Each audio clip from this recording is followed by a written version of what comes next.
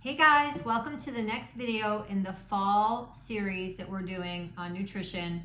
In the last video, I went over how to break some bad habits, and in this video, I want to help you with some tips to create some better habits. So again, I did reference the book Atomic Habits, which would be a great book for anybody to read if you're trying to change habits. I think it's probably one of the best out there, and I've read a lot of books on this, so check that out. But I'm just going to give you a few tips here. And the first tip I want to give you is to make these habits, these new habits, very clear, okay? A lot of times we're not clear when we're trying to create a new habit. So if you have a new habit that you're trying to put in place, then it would look something like this. You write it down or you get it very clear in your mind. I will do this at this time at this location. So for example, I will prep my food at 5 o'clock in my kitchen, obviously, on Sundays, for example. So you have to have it very clear. You have to have it very defined when you are putting your habits in place. And most people are just like, yeah, I'll get to that, or it's like this idea floating around in their head and they never really have it clearly defined. So that's very important.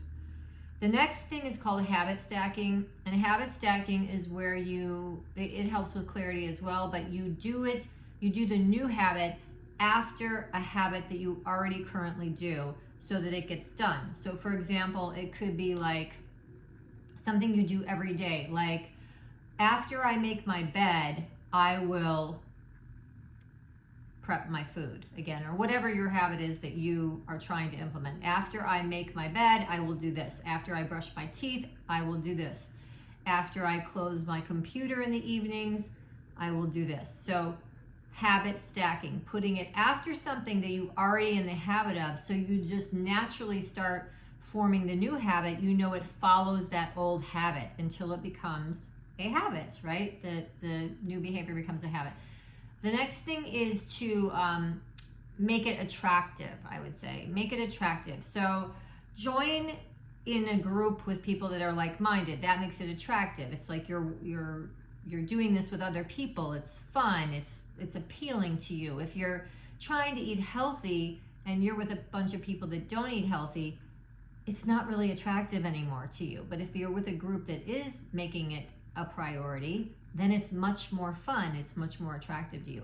This makes sense if you're like joining an exercise class. It's fun to do. People are like-minded. You're all doing this together. So even this group, right? This group is an attractive thing because other people are doing it with you. So that's another thing.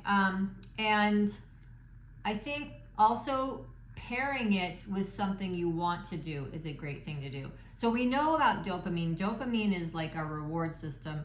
And the research has shown that dopamine doesn't only come from like receiving that reward, but it comes from anticipating that reward. So the anticipation, it's like a kid on Christmas, right? They're anticipating those gifts. We anticipate a party coming up. We anticipate something fun coming up. And that the dopamine actually gets activated at the anticipation in addition to actually receiving that reward. So if you can sort of pair up your new behavior with something you already want to do, like for me, this would be a great thing. I hate cooking, okay? I hate making food. I hate preparing food. It's not my thing, but I want to eat healthy. So what I will do in this reward system is I'll talk about this in the next step, but I will prep my food and do it with headphones on while I might be listening to something I've been waiting to listen to. Maybe a YouTube video, maybe a show on Netflix that I might watch on my phone, or even, if your kitchen is near your TV, whatever it is, I pair it up with something I want to do. So now I'm doing something I don't really want to do, which is like prepping food or making healthy food, and I'll match it up with something I do want to do. So that's a great way to make it more attractive to you. Now, the next thing is to make it easy. And this is super important because the harder it is, the harder it's going to be to make that a habit. So for me, like I just said, I hate cooking, so I make it very easy on myself. I will get, for example, this is just an example, I will get pre-cut vegetables that I will either freeze myself or have frozen.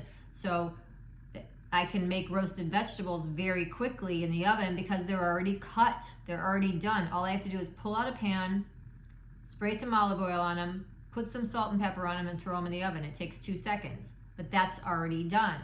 So you can buy it that way or you can prep it yourself that way, but making it easy, making it already available to you is a great way to do it, especially when it comes to food.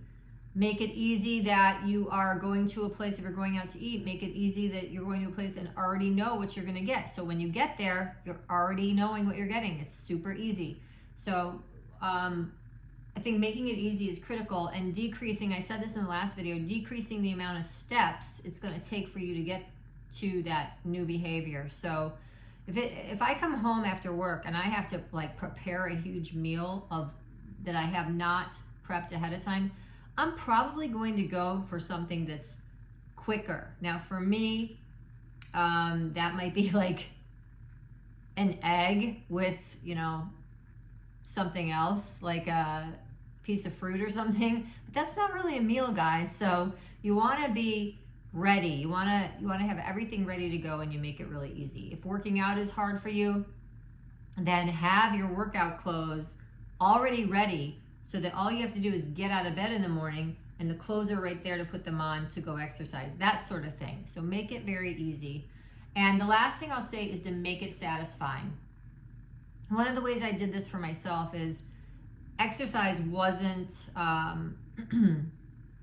something that was coming easy to me after COVID, I'll say. So after COVID, I wasn't maintaining a regular schedule, or if I was going and got in a groove, I wasn't doing the workout exactly the way I wanted to. So the way I did that was I got a calendar and I made streaks for myself, basically. And I put a star on each day that I worked out. I had a set time. I said I have to work out 4 days a week. I put a star on the calendar and I would see that streak, and I wouldn't want to break that streak. So that's another way to make it satisfying to you. Whatever you can find to make that new behavior satisfying to you, maybe streaks aren't it for you, but something else will make it satisfying, then do that. So those are some tips. There's lots more tips in the Atomic Habits book. There's lots more that you can Google, but these are some just real quick right now that I can give you. So try these, guys, and let us know, comment below what you've tried, what you're implementing this week or over the coming weeks. And lastly, if you are not part of our group sessions and you want to join, you are welcome to join. We've still got a couple more for the fall sessions, and we also have winter coming up, spring and summer. They're all going to be different topics, so we're doing this every month, so we would love to have you guys join us. So click on the link below the video to see any information we have on what's coming up, okay? So hope this helps.